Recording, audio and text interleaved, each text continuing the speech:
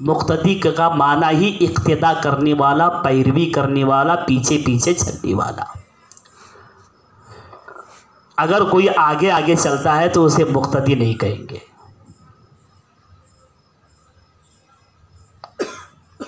حالت نماز میں کوئی امام سے پہلے سجدہ کر لے، امام سے پہلے ہی اٹھ جائے، امام سے پہلے ہی رکوع میں چلا جائے، امام سے پہلے ہی رکوع سے اٹھ جائے، تو پھر وہ مقتدی کیسے؟ مقتدی کا معنی تو ہے ہی نہیں یہاں پہ۔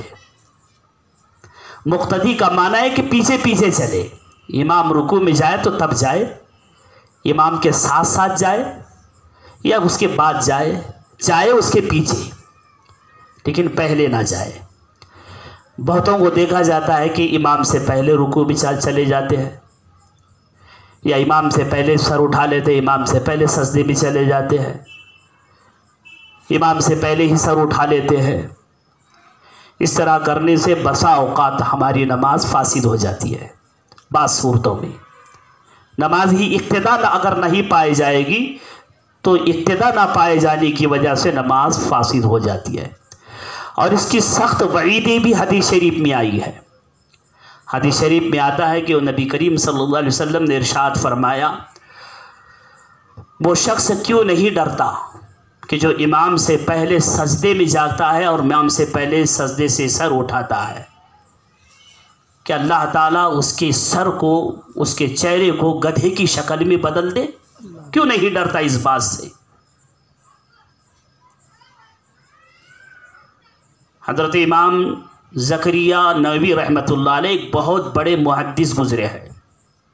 امام نووی رحمۃ اللہ علیہ جو مسلم شریف کے محشی ہیں، حدیث شریف کی جو مشہور کتاب مسلم شریف ہے اس کے محشی ہے، وہ فرماتے ہیں کہ وہ علم حدیث حاصل کرنے کے لیے بہت بڑے محدث کے پاس گئے، علم حدیث حاصل کرنے کے لیے بہت بڑے محدث تھے، ان کا بہت نام تھا علم حدیث میں۔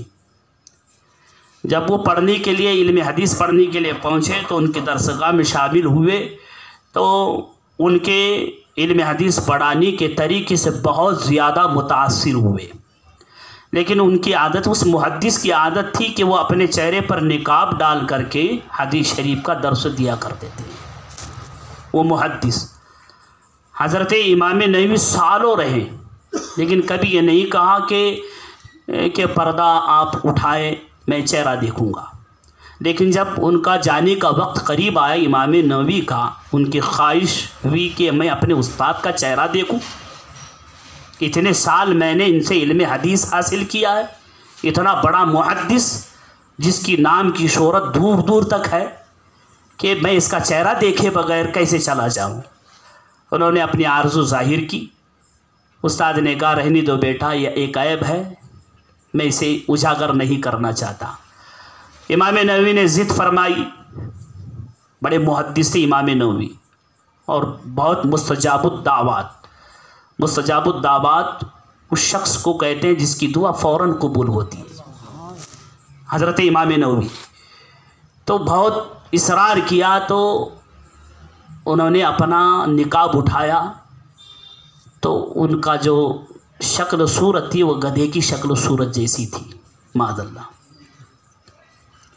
پھر اس محدث نے، اعلیٰ حضرت نے سے الملفوظ میں بھی بیان فرمایا ہے، اس محدث نے کہا کہ بیٹا کبھی بھی امام سے پہلے رکوع اور سجدہ مت کرنا۔